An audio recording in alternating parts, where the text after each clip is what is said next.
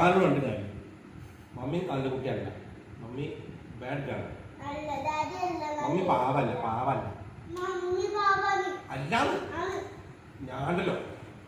അപ്പട്ടെ mummy പാവ അല്ലാന്ന് അല്ലാന്ന് ആരോ പറഞ്ഞു മമ്മി പാവ.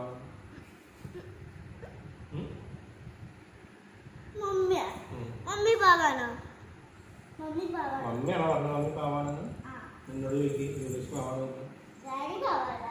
അവൻ എന്താ ചോദിക്കാത്ത? എന്താ ഡാഡി പാവല്ലാന്ന്? ആരാ പറഞ്ഞു പാവല്ലാന്ന്?